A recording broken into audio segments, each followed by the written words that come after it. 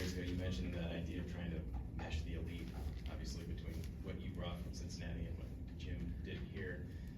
Obviously, it's a process in your mind. What do you think have been the biggest challenges to get to the level you want to get at, and maybe specifically what you've seen this season that you need to do to elevate? Yeah, that's a big picture question right there. I think that challenge in coaching on either side of the ball is identifying who your best players are and what everybody's strengths are and playing to those strengths. I think as we evolved here a little bit, we recognized the strength of our current roster and tried to play to those strengths as best we could. And that meant leaning a little bit more on what had been done here in the past because of the roster buildup. You see rolling into this year, we have made some changes in the roster. We've recruited a few different kids and we're trying to play to their strengths. So as it evolves, I think you're going to be able to see a little bit more what I would call front multiplicity, where you can see some of those different fronts that maybe we ran at Cincinnati or go even years before that. But again, you have to identify who your best players are. You have to identify your roster and try to figure out how to put them in position to play fast and play to their strengths. Mike, kind of to that point, we've got a very crowded inside linebacker room, and I'm sure it's tough to get the guys as many reps as they want, but specifically with Christian Allegro, he's been really effective in the time he's been in there. How do you keep a guy like that encouraged who, has clearly earned the right to play some and maybe some more down the stretch here? Yeah, his role will continue to grow as long as he continues to do the things he's doing, and I've been proud of him. I would expect to see more reps from Christian, but I think that's only something that will help Jaheim Thomas as well, right? You don't want to have one guy have 60 snaps a game.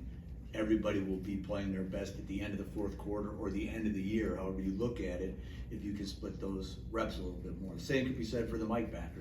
Tacket is clearly getting more and more comfortable within this defense, and his leadership role, he has to have it, Mike, and that'll be the best thing for Jake Chaney as well. And when the guys identify that, recognize that, it'll only make us stronger. Mike, to follow up, you mentioned you obviously got a little bit different roster this year and you're trying to play their strengths, as you said. How close are you to getting to where you want to be to allow them to play to their strengths? Yeah, I think that a focus this past week, and Coach Fick might have mentioned it, is really allowing guys to turn it loose.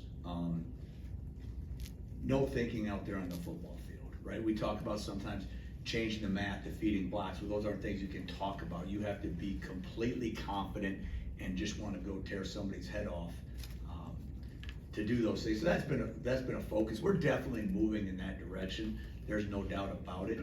But we haven't performed to where our expectations are at all. I mean, I will say we've given up too many explosive plays. Some of the fundamental aspects of defense, like leverage and block defeat, are not up to our standards, and we're going to continue to work at them, and we have. And I think that this past week has been huge for us to sort of refocus. Sometimes you get in the midst of game planning and you forget what's really important, and I say that as coaches and players, and we're a little bit refocused on what's really important in defensive football, and that's getting population to the football, that's having a chip on your shoulder, those types of things.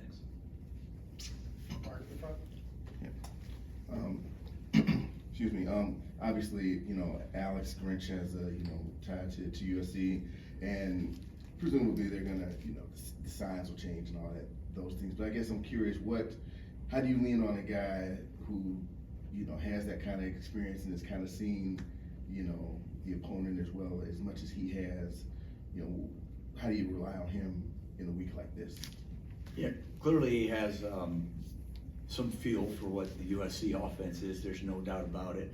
The other side of the coin is when he was going against them, whether it's spring ball or fall camp, there weren't game plans involved. What he was going against was just the true blackboard install. So there's tweaks he hasn't faced. You'd be crazy not to ask him, hey, what do you think here? Hey, what do you think works best here? Hey, what do you think's the best way to defend this player, defend that play? So he's heavily involved in every game plan we have. But anytime you have somebody who has a little bit of extra knowledge, you're going to lean on them. Mike, you mentioned the block defeat. Is that maybe the thing that's held back the pass rush the most is just guys on the edge or even up the middle not getting off their blocks quick enough? We do not feel like, we call it our block defeat, we call it the difference. We call it the difference. We think it's the difference between good and great, winning and losing, and we need to do a better job of using our hands and getting longer. That'll help us in our transitional pass rush. The hardest pass rush is when it's not third and long. You can't just pin your ears back. You're actually thinking defend the run first, and then you have to use your transitional pass rush. And it is absolutely critical to play with length and hands in those situations. And that is definitely one of the areas that we're focusing on, whether it's the block defeat in the run game or that transitional pass rush. Excuse me. Lincoln Riley, he pretty much always has a great quarterback. I'm curious what you're seeing out of Miller Moss and how he stands out amongst different quarterbacks that you guys have played. Yeah, I've been really impressed with him actually. If you allow him to sit in there and feel comfortable, he can rip it. He can hit spots. You saw 3rd and maybe 16 against Michigan this past week. Michigan dropped off into coverage a little bit more where he had no right finding the touchdown pass. He did, but he sees it. He knows when to get rid of the ball. He certainly has the arm strength. I've been very impressed with him. Mike, Xavier Lucas appeared to be getting a bigger and bigger role before he got hurt. Do you expect to have him this week? And what stood out about him in those first 2 games? Yes, I do expect to have him, but steps still have to be made for that to happen. But I do expect to have him. What stood out? The stage clearly wasn't too big at all. He could handle everything that was thrown at him, whether it's the crowd or the Division I talent or whatever it is. And he's shown he can make plays on the football. You can coach your tail off on technique, balance, but sometimes just simply the ability to play the football is it's something you can improve, but either you have it or you don't. He has the ability to play the football. He's a calm kid, and I do not believe any stage this year will be too big for him. Coach, the run defense, first 3 games, 120 yards in the first 2, and then Alabama obviously got a good amount in week 3. What do you think maybe needs to be improved there? Are there things that you're seeing that are positive right now that maybe haven't just shown up in the game? Yeah, I think we're already talking about block defeat. I think one thing that we're talking about, you can't play in today's world fitball, meaning, okay, I just have my gap and I'm going to take care of my gap. It becomes way too passive. So the block destruction's a big one, but the mentality of creating havoc, I think that mentality needs to improve. There's no doubt about that. We need to create a few more negative plays, but where the numbers get ugly is when you give up explosives. So if we can just leverage the ball, do some of those fundamental defensive things, leverage the ball, that'll eliminate the explosives, and you'll see a big jump right then and there. And our guys understand that, so I think they will. Jacob. Like obviously turnovers, there's an element of luck that they gotta put the ball in a position the defense can get it, but like, how do you evaluate what's happened in the first 3 weeks where you've only got that 1 turnover? We're talking a lot about getting population to the football. I mean, you need more hats there. Turnovers take place at the end of plays, right? That's by definition the end of play, but they take place at the end of play, so we need to get more hats to the ball. Very seldom is it one dude just makes a play. All right, so if we can get more hats to the ball with a little bit more intensity about us, they then have a tendency to come in bunches because you get a little bit of momentum and you see the success. So they'll come, but let's get hats to the football.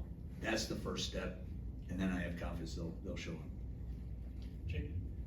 Mike, with Tacket, and obviously he's facing his former team this week, but for him getting used to this offense, he talks about him getting more of a leadership role within that Mike linebacker position, but just when did you start seeing things click more, especially with him being limited during the spring and maybe having a slower start during preseason camp? He's a guy, the more reps that he's gotten, the more confidence you could just see grow within him. And the other thing you notice about him is he's very conscientious in terms of wanting to do right with his assignments and everything, but he does have the ability that once he's on the field to say, I'm not worried about it, I'm just going to play fast. So I think you notice, right, wrong, or indifferent, he's going to play fast. And as he has success, his confidence just grows, but also his teammates' confidence grow in him. Because obviously our guys believe in Jake Chaney. It's hard to not have a guy like that on the football field, but then as Tacket makes plays, the confidence grow in him as well, and everybody feels really good about, hey, let's rotate, we're good regardless, this is a good situation. So it's really, as the season progressed and he's got some reps on the field, you can see the confidence skyrocket. Anything further? Yeah, all right. Last one, Rohan.